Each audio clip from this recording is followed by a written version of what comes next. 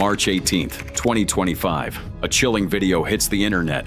Hundreds of men, heads shaved, eyes hollow, chained in rows like prisoners of war. Guards shout, lights glare, and the camera pans to a sign, CCOT, El Salvador's mega prison. Inside, the world's most feared gang, Tren de Aragua, had just arrived, changing the center stage for the criminal underworld in Latin America forever. Here are new videos from inside El Salvador's mega prison that have gone viral.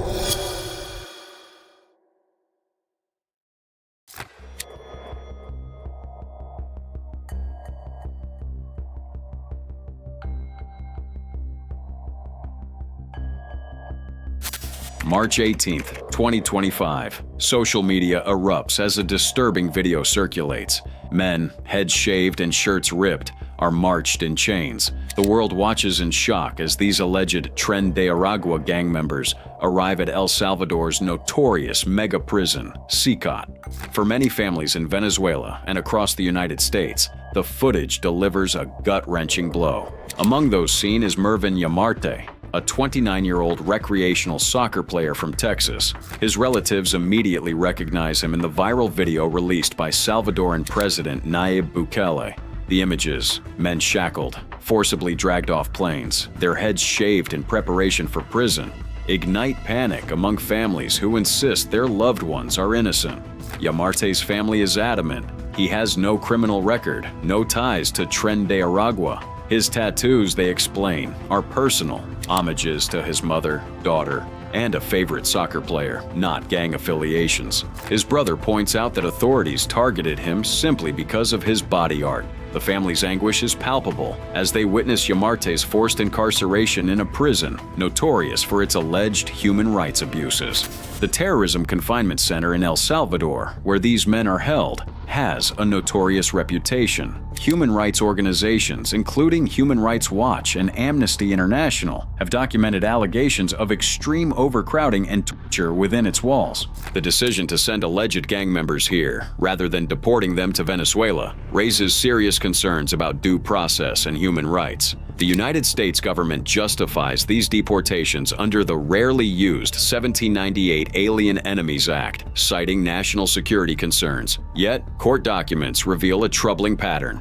Many deported individuals have no criminal records in the United States. An immigration and customs enforcement official admits that the lack of specific information about each individual highlights the risk they pose, acknowledging that authorities don't have a complete profile of those sent to El Salvador. Yamarte's situation is not unique. Fritzgerald de Jesus, a 25-year-old athlete, also appears in the viral footage. His sister, overwhelmed with emotion, insists he has never committed a crime and maintains his innocence. De Jesus had entered the United States legally through the CBP One app, but ended up detained in New Orleans. His prominent tattoos, rose art, an angel, and the word mom, are not gang-related, yet they seemingly contributed to his arrest and deportation.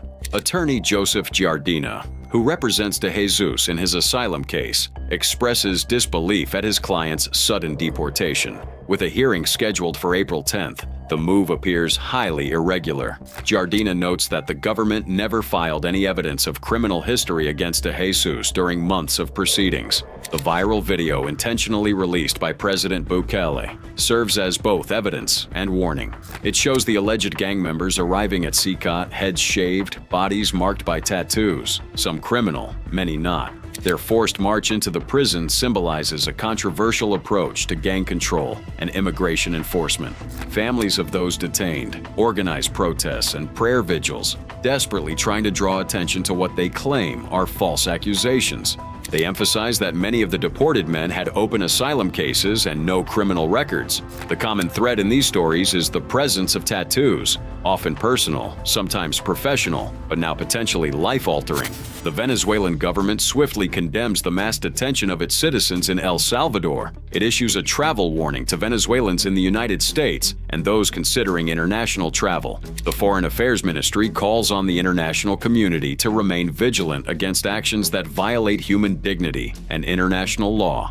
As the world watches these viral images from inside CCOT, questions about due process, human rights, and the effectiveness of mass incarceration in gang control swirl. The controversy surrounding these deportations, many based solely on appearance rather than evidence, sparks a global debate about justice, security, and the price of fighting organized crime. The arrival of alleged Tren de Aragua members at CICOT marks a new chapter in the international fight against gang violence. As these men begin their confinement in one of the world's most notorious prisons, their stories, documented in viral footage and family testimonies, become part of a larger narrative about crime, punishment, and the true cost of security. Next up, we will see what Daily Mail has to show us in their exclusive tour inside CICOT.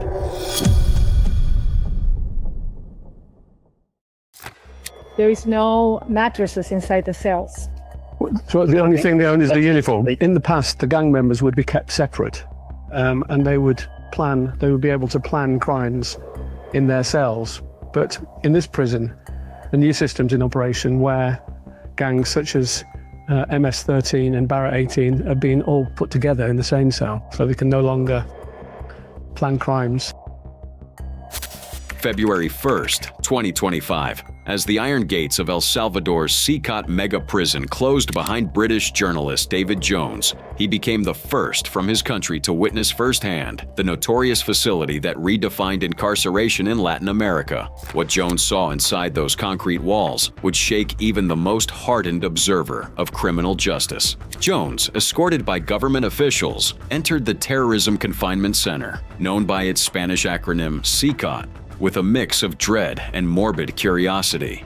The atmosphere was thick with tension as he approached Module 8, home to some of the most dangerous gang members ever incarcerated in Central America. MS-13 and Barrio 18 inmates, many serving sentences ranging from 60 years to over 1,000, stared back with hollow eyes, their elaborate tattoos testifying to lives spent in violence and crime. Inside CICOT, Jones was confronted with a regime designed to break the spirit and will of even the most hardened gangsters. Inmates are forced to squat on mattressless, four-tiered metal bunks for 23.5 hours each day. The cells, permanently lit and antiseptically clean, offer no respite from the harsh routine. Prisoners can only speak in whispers and are forbidden from conversing with guards, who appear more like black-clad stormtroopers than correctional officers. The facility, which can hold up to 40,000 inmates, operates under a strict code of total subjugation. There are no educational programs, no work opportunities, and no chance for rehabilitation. The only reading material permitted is the Bible, and that for just 30 minutes a day during supervised sessions. Even Guantanamo Bay seems lenient by comparison, Jones observed, noting that detainees there have access to books, family visits, and rehabilitation programs. Discipline is maintained through a combination of psychological and physical pressure. Guards routinely conduct forced interventions, charging into cells with machine guns to perform surprise searches. During these inspections, inmates must sit in perfectly aligned rows, their heads pressed against the bare backs of those in front. Any deviation from this formation earns a swift baton jab to the ribs. Punishment cells, windowless concrete dungeons with only a stone slab and toilet, are reserved for those who break the strict rules. The maximum stay is 15 days, though most inmates are deemed too ill to continue after just 10, a euphemism likely masking mental breakdowns. Jones, invited to experience one of these cells, lasted only minutes before desperately banging on the door to be released. Food is basic: 3 meals of rice and beans, pasta, and a boiled egg. Water is rationed by guards. Hygiene facilities are minimal, with communal toilets offering no privacy. There are no personal effects, no writing materials, and no contact with the outside world. Inmates don't even have the means to take their own lives. Anti-suicide measures are strictly enforced. The prison's director, Belarmino Garcia, proudly showcased the facility's airtight security. Rival gang members are deliberately intermixed to prevent alliances or plotting, and there have been no insurrections since the prison opened. Every aspect of prison life is designed to strip away identity and break the gang culture that once terrorized El Salvador's streets. Jones was permitted one brief, heavily supervised interview with an inmate named Marvin Ernesto Medrano. Medrano, serving over 100 years for multiple murders, spoke in flat, emotionless tones about his crimes and the consequences. There was no contrition, just a robotic acceptance of his fate and a hollow message warning young people not to follow his path. The psychological impact of CCOT's regime is profound. Jones noted that while some inmates' eyes still held a glint of defiance, most stared blankly into space, their spirits seemingly crushed by the relentless monotony and deprivation. Even the intricate tattoos covering many prisoners, once symbols of gang pride and identity, now seemed like fading relics of a past life. CCOT's impact extends far beyond its walls. The prison is the linchpin of President Nayib Bukele's state of exception policy, which has slashed El Salvador's murder rate from the world's highest to one of the lowest in the region. The country's transformation has been dramatic, with once dangerous neighborhoods now thriving and tourism booming.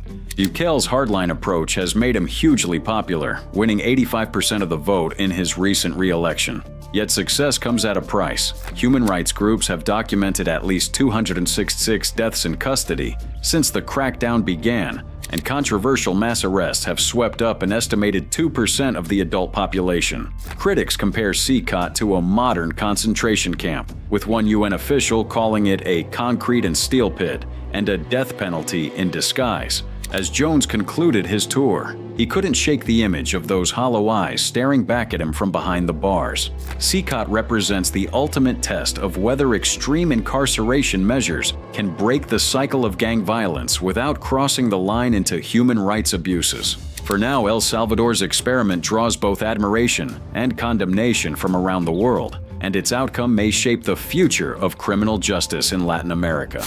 Next, we would see how President Nayib Bukele responded to international critics who raised alarms about possible abuses inside CCOT.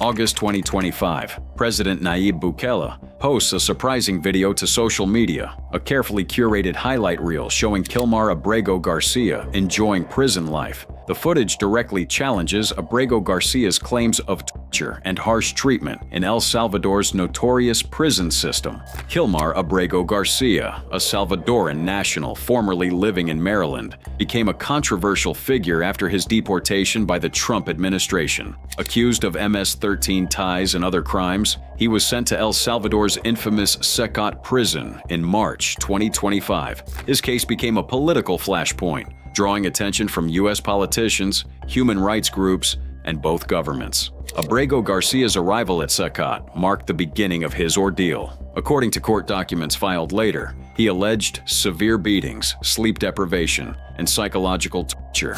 He claimed that within 2 weeks he lost 31 pounds due to harsh conditions, forced to kneel for hours, sleep on metal bunks without mattresses, and endure constant bright lights. These claims matched reports from other prisoners detained under Bukele's state of emergency crackdown on gangs. As international pressure mounted, President Bukele made a bold move. He released a montage of surveillance footage showing Abrego Garcia gardening, playing soccer, working out, and even watching TV in his cell. The carefully edited video painted a picture of a prisoner in good health, enjoying various activities, and seemingly thriving behind bars. Bukele accompanied the footage with pointed questions. If he'd been tortured, sleep-deprived, and starved, why does he look so well in every picture? Why would he gain weight? Why are there no bruises or even dark circles under his eyes? Bukele's video sparked immediate debate. Supporters pointed to the footage as proof against torture claims, noting Abrego Garcia's apparent good spirits and activity level. Critics, however, questioned the authenticity and selective nature of the clips. Human rights groups pointed out that carefully staged or edited footage couldn't fully disprove allegations of abuse, especially given the notorious reputation of CCOT and other Salvadoran prisons. The controversy only deepened. Senator Chris Van Hollen of Maryland visited Abrego Garcia in prison and later met with him at a hotel restaurant in San Salvador. While the senator reported Abrego Garcia seemed fine, the debate over his treatment continued. Human rights organizations maintained their concerns about Bukele's prison policies, while government supporters touted the dramatic drop in El Salvador's crime rates from 103 homicides per 100,000 in 2015 to just 1.9 in 2024. The video evidence became a political weapon. Bukele used it to attack both the U.S. media and judicial system, writing, Apparently, anything a criminal claims is accepted as truth by the mainstream media and the crumbling Western judiciary. The stark contrast between Abrego Garcia's claims and Bukele's footage created a powerful narrative clash, each side presenting its own version of reality, with supporters and critics digging in along political lines. While Abrego Garcia's case became a flashpoint in the debate over prison conditions and Bukele's tough-on-crime policies, the controversy continues to simmer. But if you think this political drama is intense, wait until you see how Venezuelan deportees from the U.S. call for freedom.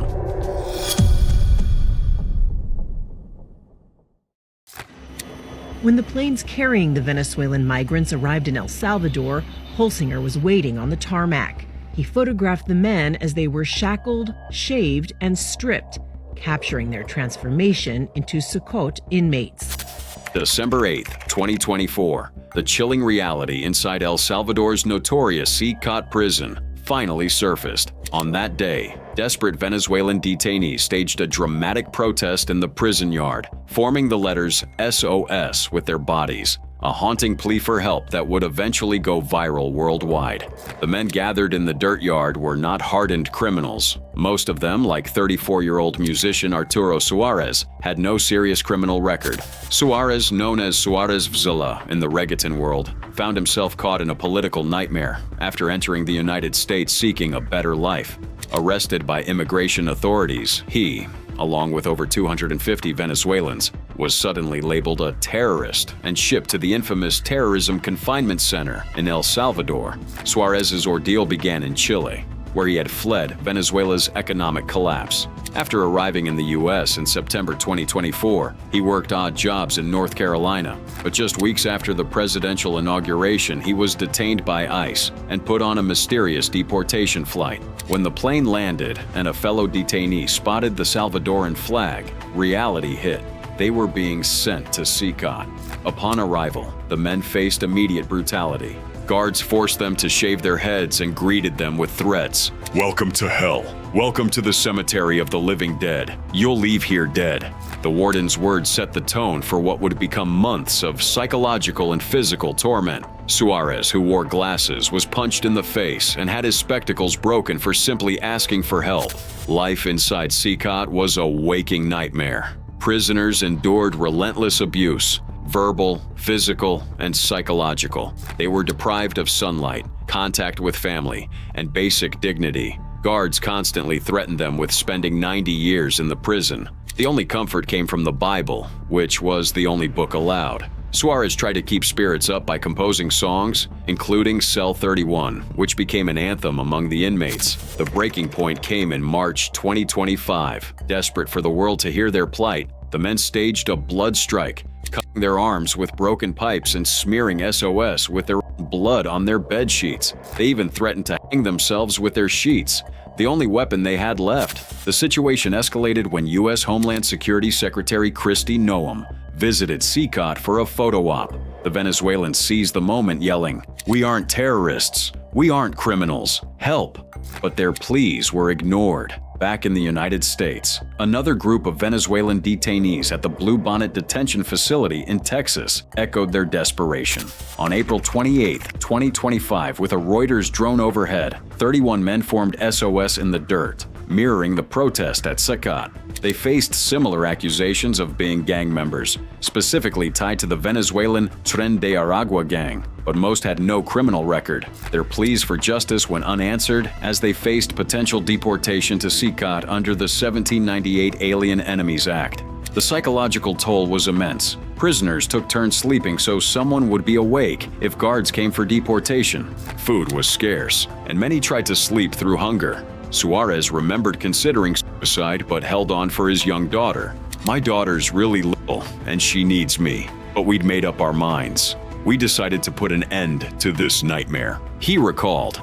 Fortunately, they stepped back from the brink. After 125 days in Sukkot, a prisoner swap between Washington and Caracas finally secured their release in July 2025. but the scars remained. Suarez, once an admirer of El Salvador's President Nayib Bukele's anti-gang campaign, saw through the propaganda. Now I realize it's just a complete farce, because how can you negotiate with human lives? How can you use human beings as bargaining chips? He said. The U.S. government dismissed their accounts as false sob stories, but human rights groups documented similar abuses in other Salvadoran prisons. The systemic nature of the torture suggested orders came from the highest levels. Norman Eisen of the Democracy Defenders Fund called it a stain on his country's reputation and expected more former prisoners to sue the U.S. government. Today, Suarez speaks out from Caracas, determined that the world hears the truth about Sekat. The truth must be heard all over the world. Otherwise, what they did to us will be ignored, he insists. He forgives his captors but reminds them, while they might escape the justice of man, they will never be able to escape divine justice. The viral SOS protest from Sekat became a symbol of desperation and resilience, proof that even in the darkest places, the human spirit fights to be heard. But the story doesn't end here. The next segment reveals how these international prison deals have affected entire communities, exposing a web of political bargains and human suffering that stretches far beyond Sekat's walls.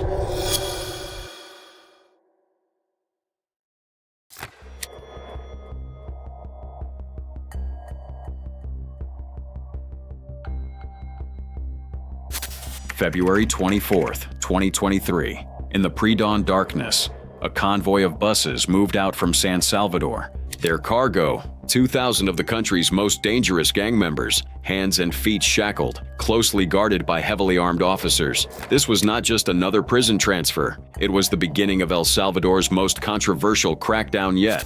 These first 2,000 inmates, mostly members of the notorious MS-13 and 18th Street gangs, were being transported to the brand new Center for the Confinement of Terrorism, or CCOT.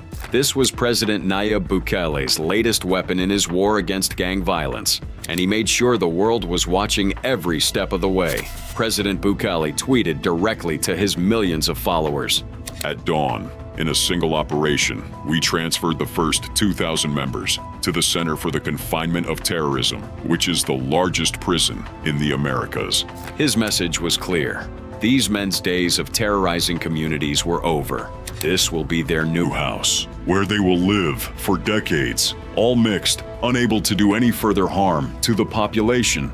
But behind the political messaging was a much harsher reality for the inmates. They arrived barefoot, wearing only white boxers, heads shaved, forced to crouch in lines with their hands behind their heads. Guards in balaclavas watched their every move. The message was clear. This was not going to be like any other prison experience. The transfer was meticulously coordinated. Inmates were loaded onto buses, chained together as helicopters hovered overhead. The convoy moved 75 kilometers southeast to Tecoluca, where the massive new facility waited. Once there, prisoners were marched into the concrete complex, still crouched in lines before being sorted into their new cells. Inside CCOT, conditions were deliberately harsh. Each building contained 32 cells, each about 100 square meters, designed to hold more than 100 inmates. But there were only 80 metal bunks for every 100 prisoners, ensuring overcrowding from day one. Each cell had just 2 sinks and 2 toilets for all its occupants. There would be no mattresses, the masked prison warden told journalists. Prisoners would spend their nights on bare metal bunks or the concrete floor. Leaving the cell would only be allowed for legal hearings conducted by video conference or to be punished in windowless, unlit isolation cells. The message from Justice and Public Security Minister Gustavo Villatoro was blunt. We are eliminating this cancer from society. Know that you will never walk out of CCOT. You will pay for what you are, cowardly terrorists. His words echoed the hardline approach that had brought international attention and criticism to Bukele's crackdown. The new facility was designed to house up to 40,000 suspected gang members, part of the government's sweeping crackdown that had already led to more than 63,000 arrests. Opinion polls showed more than 90% of the public supported the crackdown, despite growing evidence of human rights abuses. Human Rights Watch and other organizations quickly voiced concerns about the mass arbitrary detentions, reports of torture, deaths in custody, and abuse-ridden prosecutions. But for many Salvadorans living under the shadow of gang violence, the hardline approach brought a sense of relief. The prison itself was a fortress of reinforced concrete, equipped with high-tech surveillance systems. 8 massive buildings rose from the compound, their stark facades a visual testament to the government's uncompromising stance. But the harshest conditions were reserved for the inmates, stripped of any comfort, isolated from the outside world, and packed together in deliberately overcrowded cells. As the first 2,000 inmates settled into their new reality, the world watched El Salvador's experiment in extreme incarceration unfold.